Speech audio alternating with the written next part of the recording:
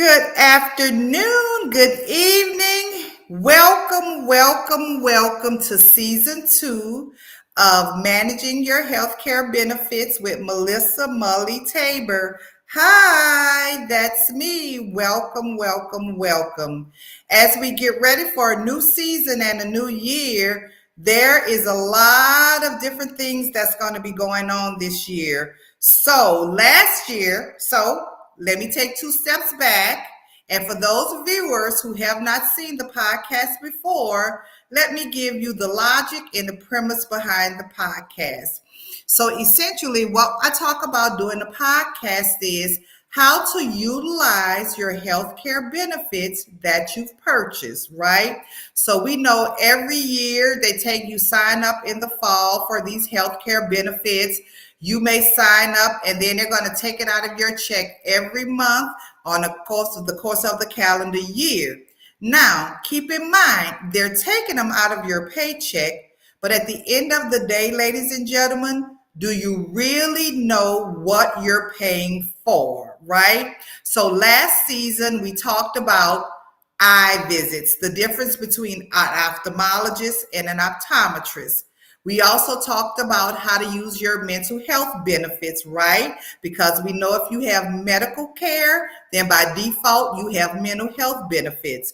We also talked about those great, wonderful things with that with that President Biden's cap on insulin, how that has been a wonderful perk for all of our seniors that are diabetic and as insulin dependent. Well, guess what?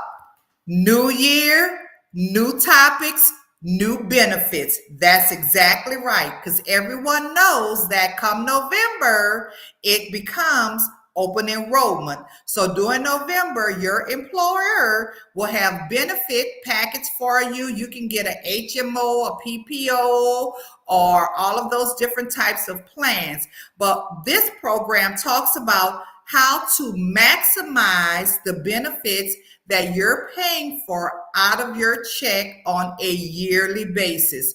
Now, while that may not seem prudent to many, it really is to all, because one thing I've learned working in HealthQ revenue cycle is that a lot of people pay for things, but they're really not sure what they're paying for. For example, this is going to be a really good example. Podiatry benefits. A lot of people don't know that if you're a diabetic, yes, sir, and you have health insurance and you're a diabetic, right? Follow me, if you will, ladies and gentlemen. Your health benefits will pay for you to go to a podiatrist and get your toenails clipped. Why? Because, ladies and gentlemen, if you're a diabetic, the very last thing you want to do is have your toenails clipped by someone that is not a medical professional that can actually do it appropriately, trim it, and make it safe for you to prevent any other injuries. Because as we all know, if you're a diabetic and you get a wound or open sore, that can last on and linger and become worse over a course of time. Because as we all know, diabetics, they have a hard time with the healing and the recovery process. So be on the lookout. That is one topic that we will be discussing, that I will be discussing this year, is how to use your podiatrist services. And I have another one a lot of you all probably don't know about. So mamas, pay attention. 2 good topics I have for moms coming this year. And the 2 great topics we have for mom coming this year or EPSDT. That will be the early screening. Right. So you have your hearing screening, your speech screening, your this screening, all of your senses for your children up until a certain age to make sure they are developing appropriately. Now, for anybody out there that's watching on TenCare, guess what? it's automatically covered for 10 care. So all you 10 care recipients out there that have children under 5, you want to make sure you tune in when we're talking about EPSDT, because that's going to be really critical in getting those screening done for those children to make sure they avoid any developmental delays in the course of growing up. And then I have another special one, and this one is near and dear to my heart, only because my grandbabies are affected by acne. Yes, ma'am and sir. We are going to be talking about acne and dermatologists. Boy, do I have a guest coming on in mid-November that we're going to look at that and determine how can we get help for these young people through services that's beyond, because we already know dermatology are a few and far in between in the city of Memphis, right? They're very few and far in between anywhere in America. There's just not a lot of dermatologists out there. And we know from experience, because we've all gone through puberty at some point in our life, right? I've gone through it a long time ago because I got a little bit age on me. But we do know that puberty affects everyone, and it affects us one person differently than the other, male versus female, black versus white, green versus yellow, purple versus blue. It really doesn't matter what your nationality is. We're all going to have some sort of dermatology issues. So I have a dermatology group, or a group that we're working with, that will be coming on, that will be talking about the benefits of using anesthetist. And guess what? My grandson is going to help us through this process, because he's actually using some of the products now. So I can't wait to see his before and his after to see if this stuff really works. Because what a lot of people don't realize is there are clinical anesthetists that you can go to that your insurance will cover as well, right? Now, as we talked about that, we looked in the premise. Any questions you have, any topics you want to discuss, go on and drop that in the chat. But now, let's get down to today's topic and discussion. So today's topic that we're going to start out with is healthcare and politics. We know that we have a major campaign on our hand this year. It's the presidential campaign as well as the House campaign. And there is just a lot of positions or seats up for grab this year. And what I want everybody to remember is we vote every 2 years. You're going to vote every 2 years for a seat. And then 2 years later, 2 and 2 is 4. You'll be voting for the president, right? Then 2 years later, you'll be voting for something else. Add another 2 to that. 2 and 2 is 4. You'll be voting for the president again. So what I want everybody to get in the mindset that your health care benefits matter, especially when we're looking at the challenges that we're facing in the political arena today. Now, everybody have their choice of candidates, and I will never downgrade you or demean you for whoever your choice is. But we here at Community Health Partners, we're Democrats, and we try to stay in line with our party affiliates and make sure everybody understands what's in the best interest. So we're going to start this year of this podcast. We'll be talking about healthcare and politics. And to make it even special, I have a special guest who I'm getting ready to bring on. And I want everybody to welcome Noah Nordstrom, who is running for House Seat 83. And guess what, ladies and gentlemen? Noah is representing my district. So y'all know I'm about to break Noah off something proper. So Noah, I don't know if you're familiar, but the church says, get ready, get ready, get ready. So good evening, Noah. Welcome. How are you doing this afternoon? Well, good evening, Melissa. Thank you so much for having me on. I'm doing really well. It's been a great day. I started teaching this morning, got off work, and went knocking doors, talking to the community members, and now I'm here with you. So it's a pretty great day. How are you doing? I'm doing great. You know what? Thank you for asking. And Noah, for all of our viewers out there, This is a great way to start season 2, episode 1 on my birthday with Noah in this podcast. You know what? It's been a great birthday so far. So thank you for joining us. So Noah, let's just jump right in here. Y'all know me. Y'all know I got questions, right? Because y'all know I'm a question asker. So anybody that knows me know I'm a question asker. So Noah, for those people who are unfamiliar with you, why don't you take a few minutes and tell us a little bit about yourself? Well, I'm Noah Nordstrom. I am a Spanish teacher at Overton High School. And I got into this race because the state of our public schools in Tennessee. So, for those of you who aren't aware, Tennessee is 46th in the nation in public school funding currently. And I happened, and you also happen to be represented by one of the politicians who's pushing to further defund our public schools through a program he calls the vouchers. And when last fall, I was teaching and seeing conditions where kids didn't have the things they need, like books. We didn't even have enough classrooms for the amount of teachers we had. I could go on and on, but they deserve better conditions. My students deserve better, and to think that we could have even more funding pulled away from our schools was just unacceptable to me. So that is what really sparked my interest in actually running for office, is because I think that we need better for our communities, particularly with education, because from my vantage point as a teacher, I think that education really sets up the rest of society, right? It's our future. What we invest right now in education is what we're going to get 5, 10, 15 years down the road as a society. And I think some of the problems we're seeing right now really trace right back to the lack of investment we've seen in our schools and the bottoming out of our schools and our programs that really work. And so that's what I'm fighting for. And, when I'm not politicking or teaching, I also love to sing, and I love to go to church. And I don't know, I'm just a normal teacher, and I decided to get into politics because we need to make things better. And you know what? Before I go into my rest of my questions, you said you struck a perfect point for me.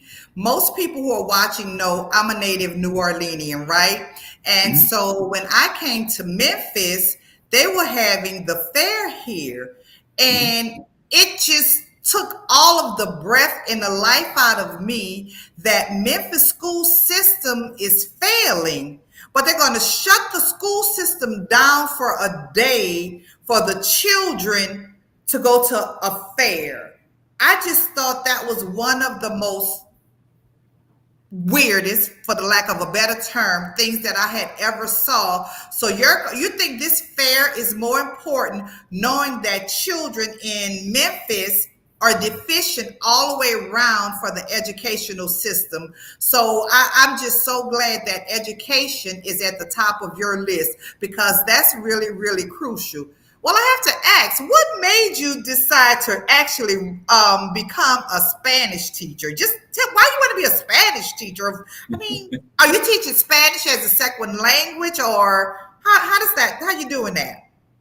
Yeah, so I actually began my education journey teaching English in Mexico.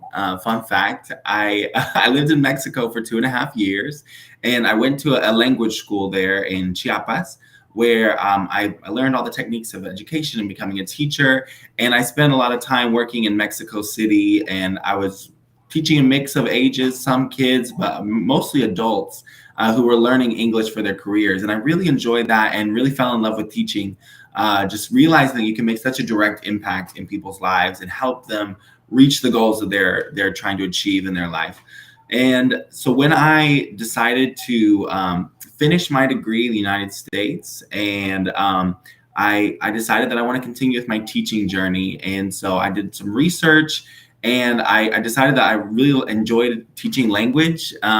And so some of the highest need here in Memphis Shelby County Schools was Spanish teachers. So I said, well, I'm fluent in Spanish. I had already taken about 4 years of Spanish classes before I moved to Mexico, and being there, always speaking Spanish, it kind of stuck. And so I really enjoy it. It's one of those fun classes, where you get to explore and learn about different parts of the world, where you learn how to communicate with other people. I love it, especially where I teach at Overton High School. It's, recently has a very high Hispanic population at my school. Okay. And it's about 50-50. And so part of what my job does is I get to help break down that language barrier that exists between some of the students. And so as they're picking up little phrases, they're learning to communicate with their classmates and really build community with their peers. And so I really enjoy what I do, especially this week, because they're doing the end of the quarter projects where they're bringing food from different countries. And so we've been eating good in my class. Okay, so then can I come to your class? I can bring some gumbo. I know New Orleans is not another country, but I can bring some gumbo there. I can bring some gumbo there to really make it exciting. I'll count it. I love it. Yeah. So now earlier on when you told me a little bit about yourself, you said education was one of the primary reasons why you decided to run for office. Let's just talk through this for a second. Let's just talk through it. What in addition to education, give us some, or if you want to, if education is the primary reason, let's just dive into why, the why behind the why, my Lean Six Sigma black belt kicking in. So let's just give us the real why behind the why. Why is Noah Nordstrom really running for office? Well, to go back to where I started with the education, and I'll talk about some of the other issues as well. But Sure. like I said, I think this is the fundamental building block for our future is education. And when we're seeing schools where, literally, I had a student pass out in my class because it was so hot and crowded one day last year. When you're seeing mold and roaches, I have fellow teachers from other schools coming to me almost in tears talking about how they were hospitalized because they were breathing in mold in their classrooms. I just fundamentally don't think that's acceptable. And so diving into what they're trying to do right now with this vouchers, if you're not familiar with it, what they're trying to do is take public school funding that currently goes to public schools, and they would use them as discount coupons to private schools, $7,000 discount. And while on the surface that may seem like a good thing, right? They try to market it as, oh, we're going to give the opportunity for kids to leave these schools and go to, better private schools. What they're not telling you is that the average public or private school tuition in Shelby County is $12,000. So that's only a little over half of what the actual total cost would be. So most families, especially families who are living in poverty, would not be able to use those vouchers. Those vouchers would only be able to be used by a certain, class of people. And then in addition, what's really frustrating to me is that bill that my opponent sponsored and is pushing also says that the schools that accept vouchers don't have to accept kids with disabilities or IEPs of any kind. And so what I'm hearing is you want to defund public schools, and while you cherry pick a few out of the public schools, you're going to leave the poor kids and the disabled kids behind. And I don't think that is acceptable in any way, shape, or form. And so I'll, move on from education because I know that I harp on that a lot. The other thing that teacher, you have to, because that's where your passion is. So I get it. And to your point, you're not harping on it. You're actually identifying a problem that needs to be addressed immediately. So kudos to you for taking that challenge on. But keep going. Yeah, I just had to throw that in there. Well, thank you. I appreciate that. Well, one thing that I think is really connected with education as well is obviously what we're seeing with the gun violence and the crime that we're seeing in Memphis. Unfortunately, 4 students from my school were shot and killed last year. And it's hard to process, right? These kids with their whole lives ahead of them. And they were cut short because we have irresponsible laws. On one end, again, letting kids fall through the cracks through the educational system is a big part of the setup for getting them into those situations to begin with. But another issue is that we have essentially said as a state, we're going to let guns flow freely into the hands of teenagers. That's, the decision that the state has made. Let's look back 10 years ago with the guns and trunk laws. There used to be regulations about how guns were stored in cars. Now there's not. And so we have some of the highest gun thefts from cars in the whole nation. In fact, my car was broken into. They didn't steal anything. They were looking for a gun, didn't find it, moved on, and hit 15 other teachers' cars the same day. So we know that these irresponsible laws, the lack of safe storage laws, is actually making us more victims of crime, and it's putting guns in the hands of teenagers. And at a time when we're seeing 20% of violent crime are teenagers, I think we have to really focus on making sure that we're not allowing that to happen, right? Obviously, there's other issues that are the fact that there's exceptions with the background checks, right? If at gun shows, there's Mhm. loopholes, online purchases that we're not seeing universal background checks for gun purchases right now. Just 3 years ago, I believe it was, the permitting system for concealed carry was abolished in Tennessee. Yep. And so we don't have that anymore. And just this year, my opponent voted for a bill which passed, which allows school districts to arm teachers. Right. That should never be an option because teachers already have a struggle with, for the lack of the better word, parenting children. So Right. now they have to deal with being armed in the school. That is so unacceptable. There should be a lot of safe places for children, and the school should be a safe place for children. And to your point, for gun violence, right here in our district on Germantown Parkway, where my grandsons work, in the parking lot, he called me. He said, "Grandma, somebody just broke into this guy's car. He was in there. They bashed in his window. I guess they were looking for a gun or whatever, but you are dead on the mark in this district." And not only that, right around the corner on Germantown Parkway, I don't know if you remember, if it was earlier this year or last year, where Heidi Klum got held up at gunpoint. That was Mhm. around the corner from my house. So you're not safe anywhere. You're not safe Mhm. anywhere. Trick Right. question for you. You ready for this? I'm ready. Because you're a teacher, right? Because you're a teacher, Noah, had you thought about running for the school board first? Was that ever a thought in your mind? I've had the question before of, why not run for school board? And here's my thing. The school board has a very limited power to actually fundamentally change the education system in Tennessee. One of the issues, especially Memphis Shelby County schools, is that we don't really have the funding to do the things we need to do. Here's an astounding statistic. It will cost over $1 billion to just bring our buildings up to proper code, to deal with the deferred maintenance. $1 billion. Now that will be over half of the NFCS budget, which we don't Yes. have that money, right? We're busy trying to pay teachers and the staff and all these other things that are associated with the cost of education. We don't have that funding, and that would need to come from the state. Because what's really sad is that the state has shrugged its responsibility as the funder. Because if you look in the Constitution of Tennessee, the Constitution clearly says that it's the responsibility of the state to set up great public schools.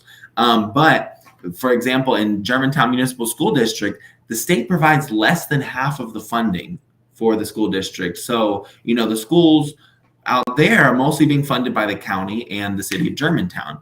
Mhm. And so, then in Memphis, of course, we don't get much of that city support from the city of Memphis. We only have the county commission support. So we only have the lackluster state funding, some from the county commission, and it's not enough to cover the gaps and to actually deal with these large issues of deferred maintenance, of low pay, high, packed classrooms. And so to be able to actually address all the educational needs in our schools, we're actually going to need to go to the state level and address it head on. That makes sense. So it makes sense. So now you don't know the dots are beginning to connect. You beginning to connect the dots for me, Noah. So just out of curiosity, because I'm nosy, Me too. what challenges have you faced while running for office? I would say the challenges I faced in office, one, obviously it's something that takes your whole being, right? You got to Yes. be ready to give all of your time, energy, passion, 100% all day, every day for a year straight, which I do gladly because this is something that's worth fighting for, right? But of course, there are those days where it's just like, oh my goodness, I just need to rest. I would say that's been one challenge.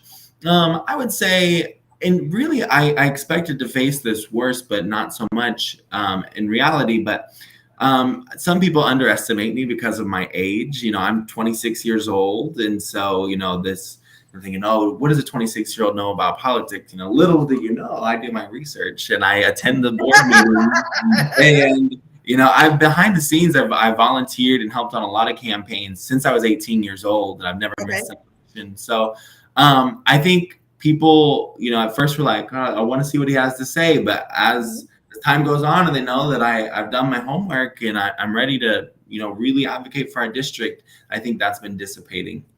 Okay. Well, I'm going to tell you one challenge that I don't know if you're aware of this challenge, but I find it interesting. The challenge that you're facing is people are taking down your signs, Noah. Let me give you a specific example. Okay. Mhm. So I didn't even know who Noah Nordstrom was, right? I just know one day on a common area in my neighborhood, I have to go past on Forest Hill, Irene. I go to and from. I have to pass the same way every day when I leave my house and go home. And I became familiar with your name, Noah, through several mechanisms, but the two primary ways I became familiar with your name was number one was your sign that was up in the common area. And B, number two, one of your canvassers who were doing a grassroots effort actually knocked on our door. And I was like, this is great. This is awesome. So tell me a little bit more about Noah. So we began to talk and we had the nice conversations. So every day I was going to and from, back and forth, and I would always pass. I said, oh, look at Noah's sign. And every time I got past there, I was like, you know what? That guy's going somewhere, and yay, nay for Noah. Then one day I noticed because your sign was there for so long, it became a landmarker to me. I knew how much further I had to go to get to my house based upon your sign being there, right? Mm-hmm. Then one day I noticed your sign wasn't there anymore. So me being a person that I am, I said, well, I wonder if all of the rain and the winds and all of the bad weather we've had in Memphis over the last 4 to 6 weeks, I'm just wondering if the weather elements knocked Noah's sign down. So me being a conscientious citizen, I said, well, let me just go up and put this guy's sign back up. Well, when I pulled over to that spot, to that landmark that I used to put your sign up, the sign was gone. Now, right is right and wrong is wrong. Regardless to who your party affiliation is, what will you gain by taking Noah's sign down? So I just want to tell you, I don't know if you've experienced this, but I can tell you, Noah, that has been a challenge that I have noticed that you are experiencing, that people are honestly, and I can tell you for a fact, your sign has been taken down in the district that you're running in. Have you noticed that as well? Yeah, with that instance, that brings up to about 3 places where I've noticed signs being taken down. The majority of them are still up where I've seen around the district, but I think that's just a sign that they're scared. They realize that, oh wait, while we've been out here sleeping, Noah's team has been out here knocking. We've reached over 20,000 people at their doors already.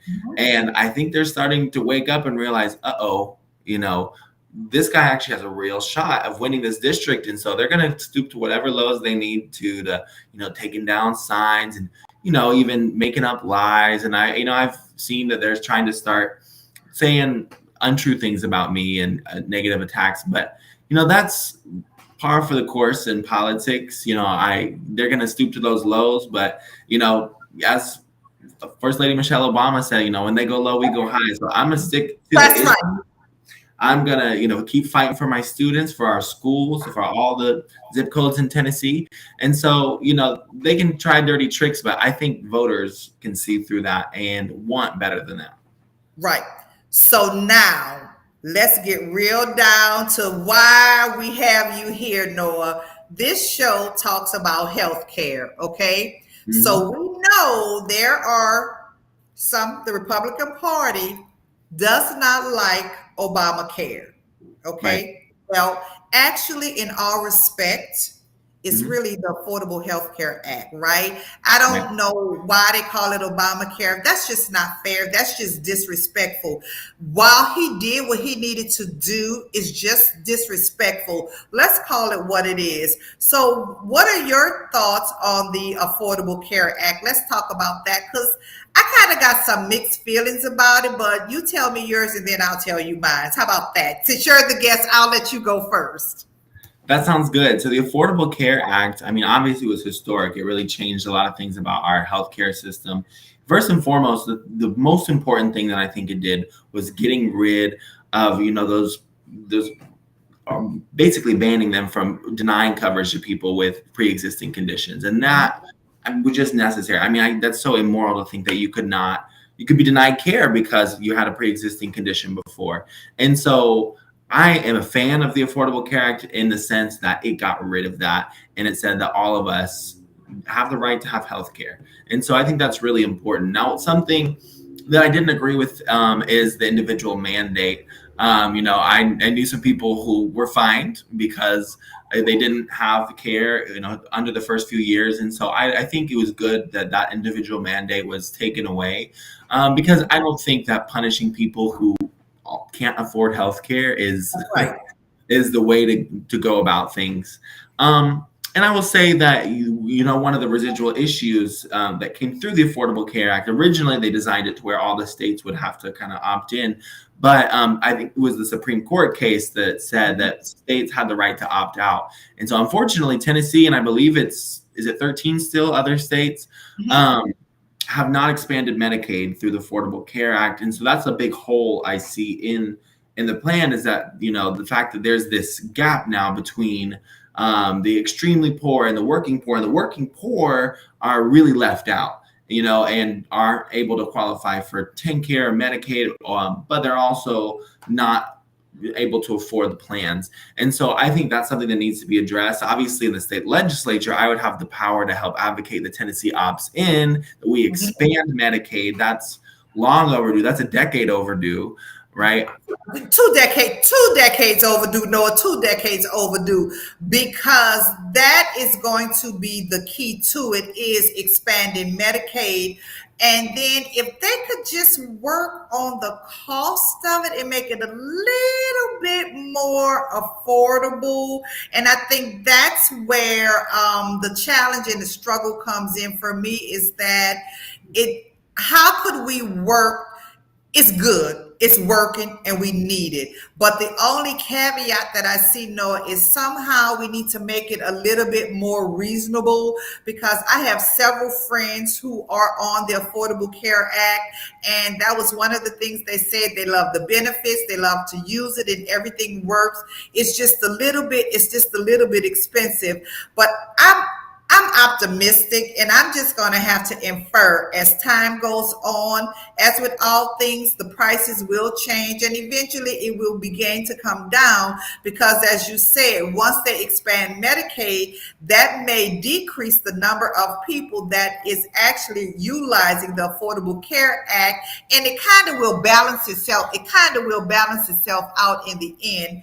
And the elimination of that mandate, that's when I began to like it more and more and more and more. But now we getting ready to get deep, because this is on the forefront of everybody's plate, right? Mhm. No name, but we're going to talk about, what are your thoughts on reproductive rights? Now, we hear some politicians talk about these childless cat women, and if you have children, you should be able to get more of a vote than those who don't. Well, before we go there, I'm just going to get on my pedestal and talk for a few minutes for those women who are childless cat women. Number one, because they can't have children. Have that ever crossed anybody's minds? Some people don't have children. It's not by choice. It's because they can't have children. Mhm. Some people are childless because in the attempts during that first childbearing, that they attempted to have a child, they lost that child, and as a result, they can't have any more children, right? They Mhm. have other medical conditions, right? Ovarian cancer.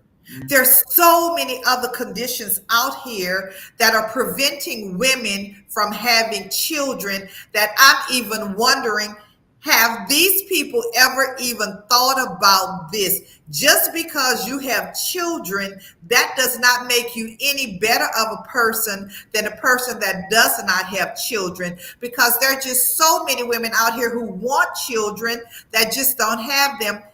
And and to put the icing on the cake, there are a lot of women out here that don't have children because they choose to wait until they get a spouse to have children, right? Mhm. So now I'm gonna come off of my soapbox and you tell me about your thoughts on women's reproductive rights. Absolutely, 100% everything you said.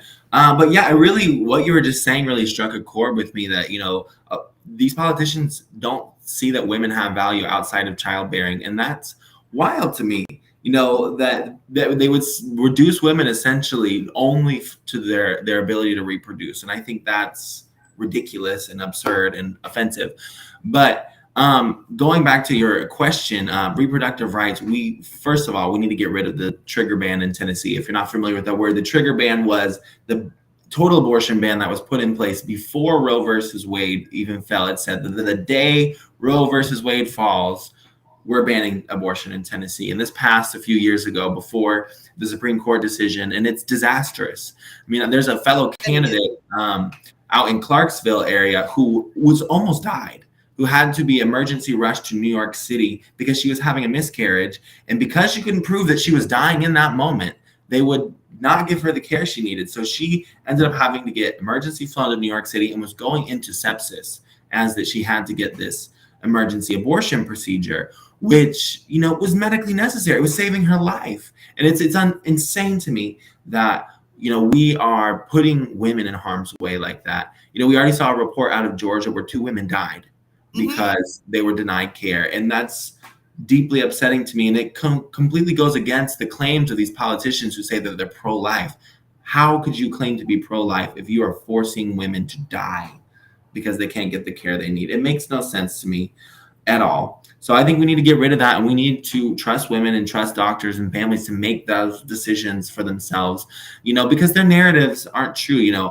We saw Donald Trump on the last presidential debate claiming the doctors are, killing babies after they're born. That's crazy. That doesn't happen. And Nowhere. Now, I would say nowhere in the continental United States of America and its territories that happening. I can't speak for other countries, but we know for a fact that's not happening because, as we know, that would be murder. Right. right. That is murder, and murder is against the law. So when he took it all the way to the extreme, and so that was just one of the most ludicrous things that I have ever heard come out of a politician's mouth. I just can't even believe anybody with a brain would say something like that. Now, hear me now, feel me later. It doesn't matter. Judge me. I won't judge. Don't judge me, and I won't judge you. But that was a ludicrous, absurd statement to be made by anybody that's running for office, right? It's just crazy. It's just crazy. 100%. And if they really were concerned about making sure that more life was able to come into the world, why not address the cost of pregnancy, how expensive it is? You know how many thousands of dollars my sister had to pay to give birth to my niece?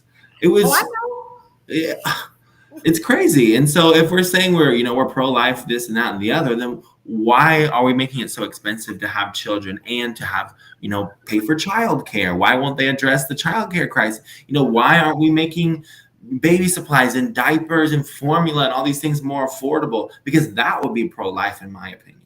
It would be. It would be. Now, that is a number one women's right. But now, the real big issue that's facing the country pre COVID, during COVID, and it's gotten really worse post COVID, is the mental health crisis.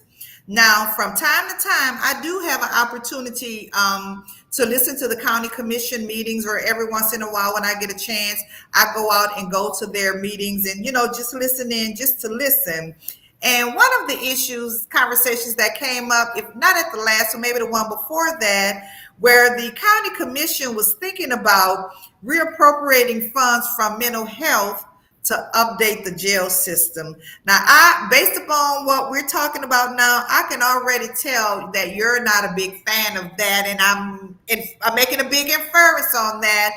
But what are your thoughts on how we can deal with this mental health crisis that's facing America? Well, yeah. Well, one is not taking away funds from the mental health programs that already exist. But I mean, I think we need to expand it. We need to make sure everybody has access to mental health care. I think what we see sometimes is patchworks where, sometimes our employers, our benefits allow us certain amounts of, visits, right? But I think we need to make it to where we have universal access to mental health care. Not only the state of Tennessee, but this country, because that's so important, especially with the state of the world as things are. My generation especially, I would say, has dealt with this deepening mental health crisis, and you've seen depression and anxiety rates go through the roof.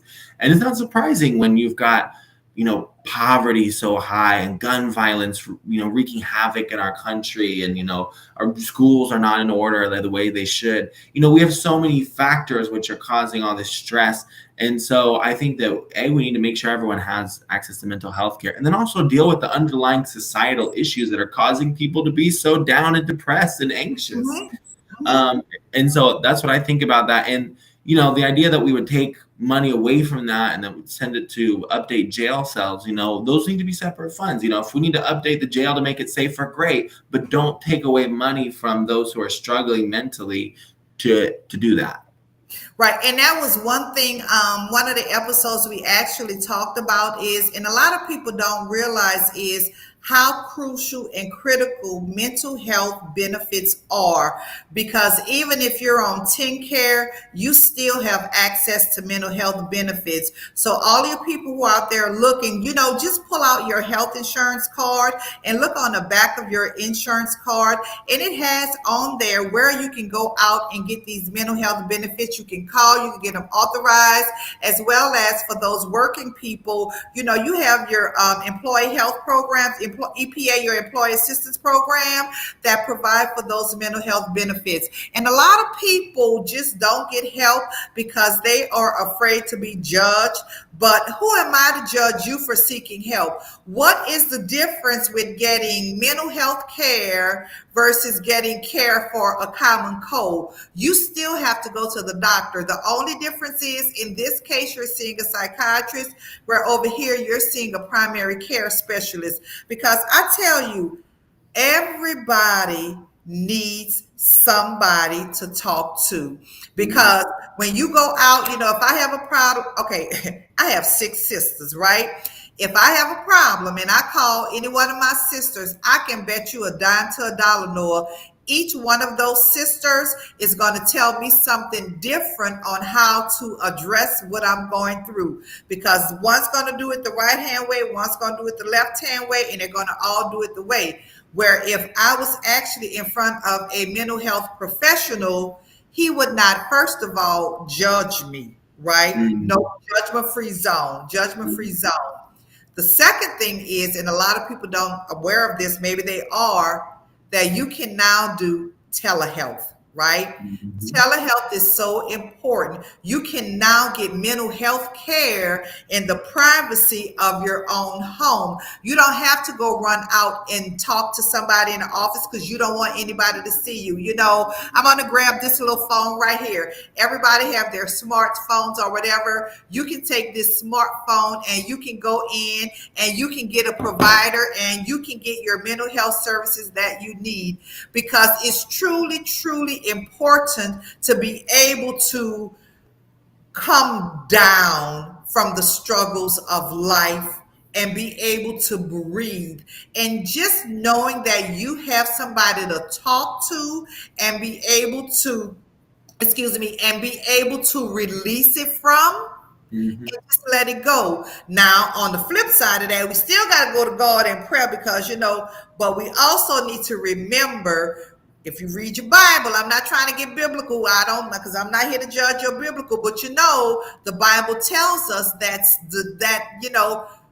God put doctors here. So when you go to God in prayer, God is going to send you over to that mental health providers who you can talk to. So as they say, relax, relate, release, and get it all out there. Because sometimes just having somebody to talk to, it makes a difference. Because you know what? Standing there saying, damn, damn, damn, that's just not going to get it. Slamming things and breaking things. Because I can tell you right now, a couple of times my husband told me, have you seen your therapist lately? Have you been taking your medication? So, I, for one, have seen a therapist. I love my therapist, and I wouldn't trade him for the world. And yes, I did say him, because you know what? I don't want to go to a female. That's my personal choice, only because I know me, and I don't want to get caught up with her feeling compassionate or being sympathetic for my situation, because we're both females. We have a lot in common. So she's feeling sympathetic to my situation. Whereas a man, he's going to say, look, Melissa, red is red and green is green. You understand what I'm saying, Noah? If that makes sense to you? Makes sense. Yep. So now, as we're winding down, we have a few more minutes left.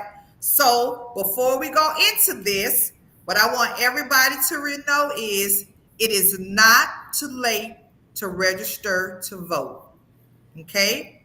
You have until Monday coming, not Monday past, Monday coming. Today is October the 2nd, my birthday. 5 days after my birthday. If you can add 5 and 2 is 7. October the 7th is the last day to register to be able to vote in November. Okay. Now, the next thing I want to share with everyone is there's this thing called early voting, which I'm a big fan of. And the reason why I like to early vote is because you can early vote anywhere. You don't have to go a certain district. If you are driving down the street on your way between point A and B, you go into the grocery store, drop the kid off at daycare, go and visit on your way to the doctor, on the way to your mental health provider, and you see a sign that says early voting, stop in and vote. Early voting is October 16th through October 31st.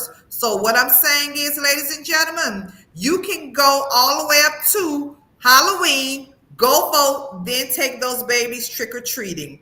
Now, in our last few minutes, Noah, tell me, why should our voters vote for you?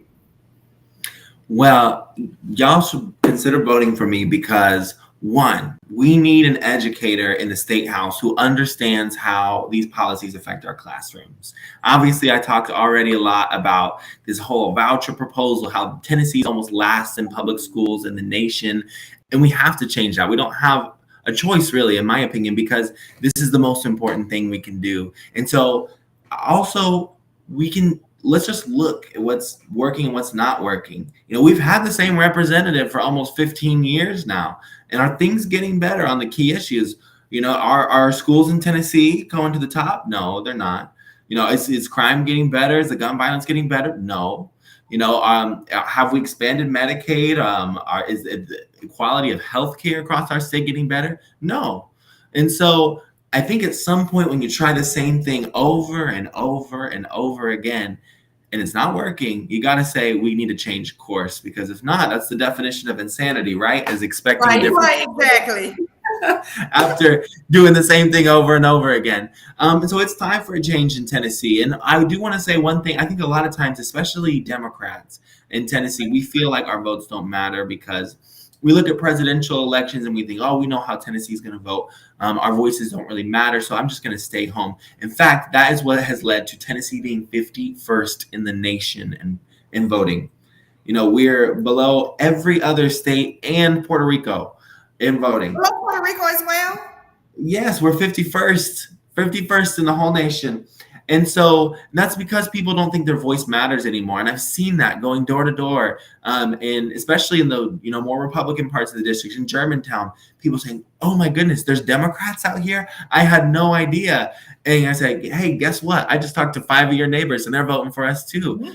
And so I think we need to reclaim our power. We need to realize that our votes matter, that we have a voice, and especially locally, because, okay, maybe your one vote is not going to be the deciding vote in the presidential election, but your one vote could be the deciding factor in the state house race, or in your school board elections, or in your alderman and your city council, right? Because this is where we have our power. And so I believe it's time for a change in 2024. Change can't wait. If not now, when? Do we want our schools to get worse? Do we want gun violence to get worse? I don't.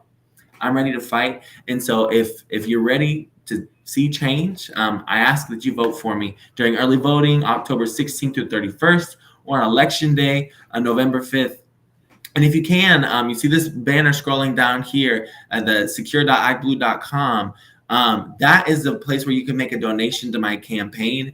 Every dollar towards this campaign goes towards helping us get out there, talk to voters, like what happened at your door, and somebody came and talked to you. That requires money. That requires planning and organization and buying materials, right? But it matters because it's time to wake up, Tennessee. We're activating, and it's time for change because we can't wait any longer. So with that, I'm going to pass it back to you, Melissa. Thank you so much for having me and for asking all these great questions.